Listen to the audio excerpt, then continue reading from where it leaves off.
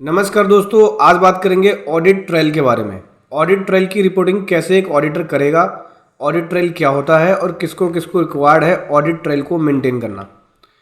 तो चलिए समझेंगे डिटेल में। उससे पहले बताना चाहूँगा, जो भी भाई बंधु मेरे चैनल पर पहली बार है, इस वीडियो को पहली बार देख रहे हैं, जिन्होंने अभी तक सब्सक्राइब नहीं किया सब्सक्राइब कर लीजिए, साथ ही साथ बेल आइकन पे भी क्लिक कर लीजिए ताकि इस तरह का कंटेंट आपको मिलता रहे।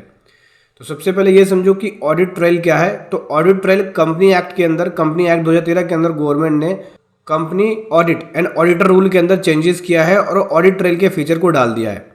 ऑडिट ट्रायल में यह है कि हर एक कंपनी को यहाँ पे एक ऐसे सॉफ्टवेयर को यूज़ करना पड़ेगा अपने बुक्स ऑफ अकाउंट्स को मेंटेन करने के लिए, बुक कीपिंग करने के लिए, जिसके अंदर ऑडिट ट्रायल का फीचर हो, वो ऑप्शन डिसेबल ना हो सके। इसके लिए आप नोटिफिकेशंस को भी देख सकते हैं। यहाँ पे गवर्नमेंट साफ साफ बोलती है कि हर एक कंपनी को अपने बुक्स ऑफ अकाउंट्स को मेंटेन करने के लिए एक ऐसे सॉफ्टवेयर का यूज़ करना पड़ेगा जिसके अंदर ऑडिट ट्रायल का फीचर हो, क्रिएट हो सके हर एक ट्रांजैक्शन का एक एडिट लॉग, ठीक है, जो भी चेंजेस होता है बुक्स ऑफ अकाउंट्स के अंदर विद डेट और डिस्क्रिप्शंस जो भी है, और जो ऑडिट ट्रायल का ऑप्शन है वो डिसेबल ना हो सके। सो देखो होता क्या है, कोई भी अकाउंटिंग सॉफ्टवेयर अगर आप यूज़ कर रहे हो, जैसे टैली हो गया, बिजी हो गया, तो आपको ये कहा जा रहा है कि कोई भी प्राइवेट लिमिटेड कंपनी, कोई भी कंपनी जो कंपनी एक्ट के अंदर रजिस्टर्ड है, तो कौन सी हो जाएगी, प्राइवेट लिमिटेड कंपनी हो गई, पब्लिक लिमिटेड हो गई, ठीक है।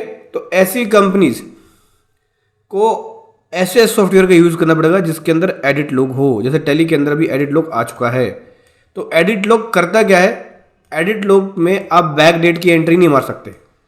जैसे एग्जांपल के लिए आपके पास बैंक स्टेटमेंट है और आप फरवरी मंथ में खड़े हो, आप चाहते ये हो कि जून मंथ की बैंक स्टेटमेंट की एंट्री कर लो, तो कर तो सकते हो एंट्री, लेकिन जो एडिट लॉग क्रिएट होगा उसमें वो साफ साफ लिखा होगा कि वो एंट्रियां आज की डेट में की गई हैं, क्योंकि डेट और टाइमिंग उस पर जनरेट होगा और वो आज की डेट और टाइमिंग जनरेट होगा।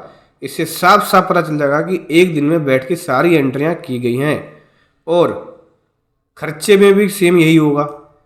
पूरे साल में आपने प्रॉफिट डिसाइड किया, प्रॉफिट आपको हाई लगा, आपने खर्चे डाले, पूरे साल का खर्चा आपने मान लो एक ही महीने में बैठ के डाल दिया, तो वो भी एक एडिट लॉग क्रिएट होगा और वो दिखा देगा कि हाँ भाई ये खर्चे, ये एक्सपेंसेस एक दिन बैठ के डाले गए हैं।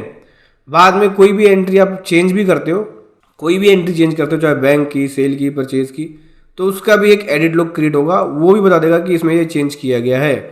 तो एडिट लॉग आने से क्या प्रॉब्लम फेस करनी पड़ेगी, बैक डेट की एंट्रियां नहीं कर सकते। प्राइवेट लिमिटेड कंपनी है तो हैंड टू हैंड एंट्री डालनी होगी, क्योंकि बैक डेट की एंट्रियों में टाइम आएगा, एडिट लॉग क्रिएट होगा।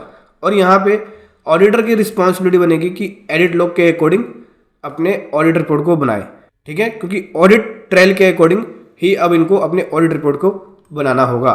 सो दोस्तों, ऑडिट ट्रायल के अंदर इन बातों का ध्यान रखना है। वीडियो कैसी लगी जरूर बताएं। Thank you so much. जय हिंद, वंदे मातरम।